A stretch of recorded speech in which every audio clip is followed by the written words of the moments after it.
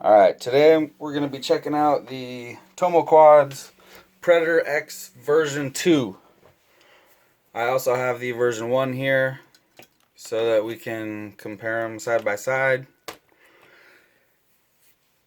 So I'm just going to do a quick overview of the changes and talk about what's different. This version 2 is so awesome. It's just so awesome. Everything about it is just perfect.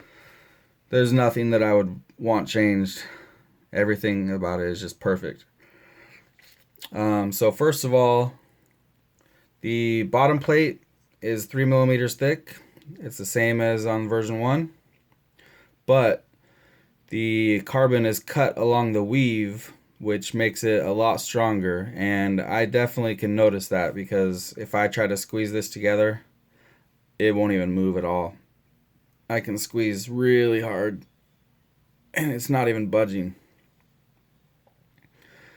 which is pretty awesome. You don't ever see that in small micro frames like this.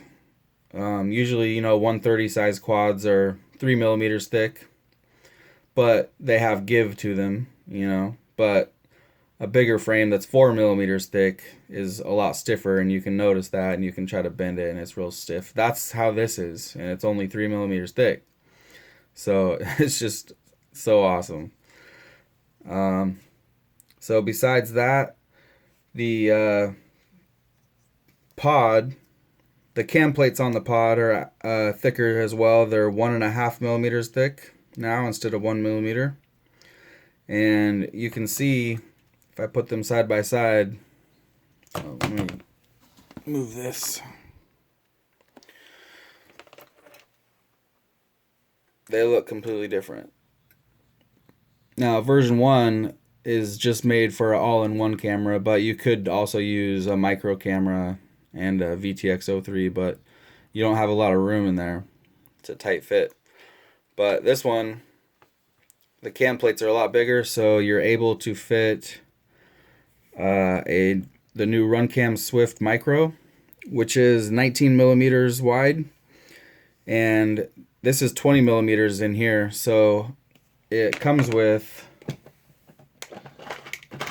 some little washers that you can use. Just cut them apart, and you can stick them right inside there and line them up with the holes, and it'll make up for that extra millimeter. So you got the Swift Micro in there, and you got tons of room back here on this top plate for a VTX03, or in here, because the Swift Micro is only going to come up to the same as where this TX03 is. So you got all this space back here all the way down to that top plate. So all that room in there. Tons of room.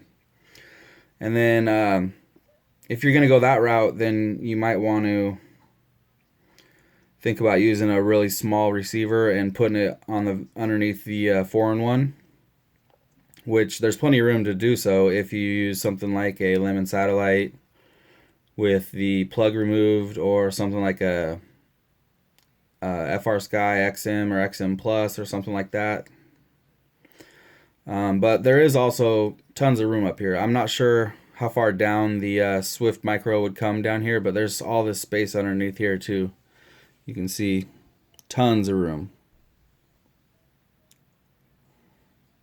Tons of room. So these cam plates are 1.5 millimeters thick. This top plate's 1.5 millimeters thick. The arms are 0.5 millimeter wider as well. You get a ton of 3D printed parts. You get the motor protectors, the buzzer holder, which holds a 9 millimeter buzzer, and screws in the back here just like on version 1. Works out perfect.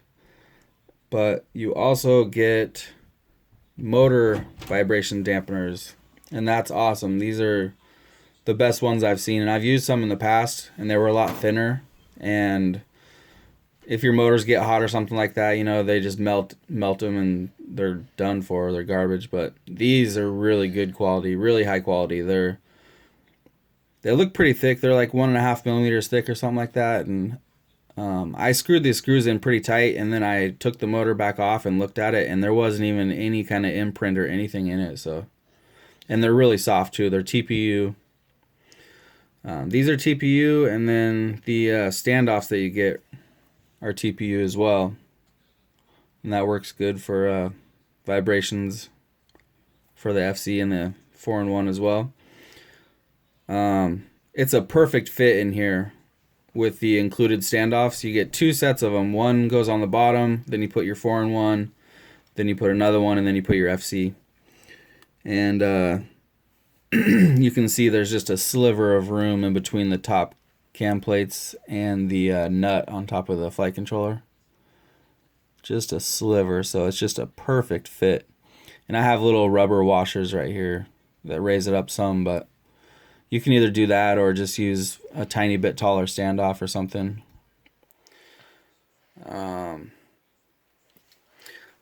Yeah, and let's see what else.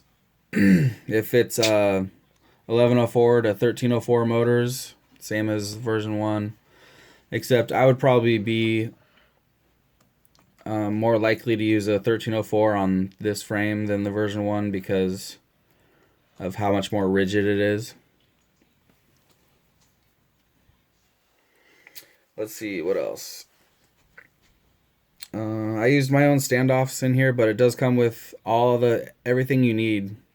It comes with the black nylon standoffs across here. There's 3 of those.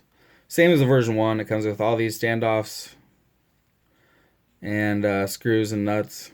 The screws to screw it into the bottom for your flight controller as well as the pod. I love how the pod's separate on here too, so it's like in a crash, this thing, it could rip off and it's not going to pull your flight controller off.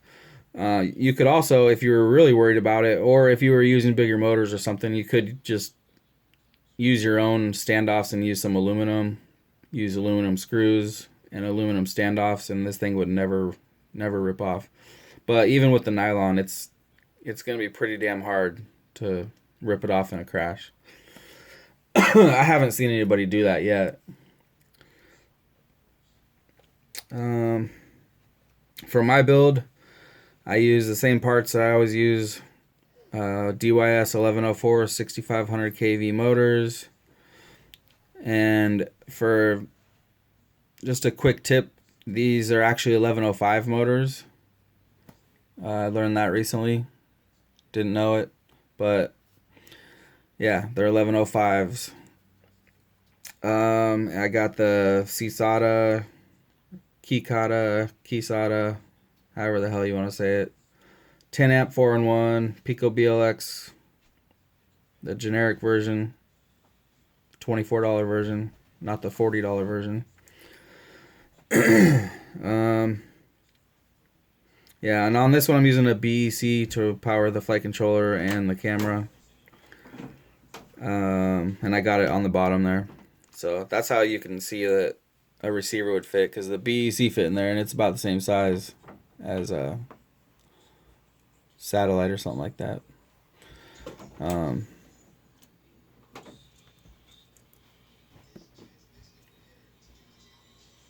Yeah, I don't know what else to say about this other than it's the most awesome frame I've ever seen. If you're wondering what this is, it's hot glue. I use hot glue for the bottom because it works really good for a non-slip for the battery.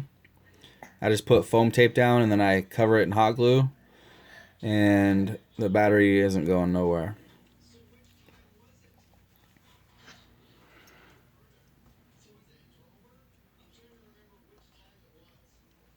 Yeah, I think that's about it. I think I've covered everything. So, yeah, get you one of these. They will be back in stock in 2 weeks, so.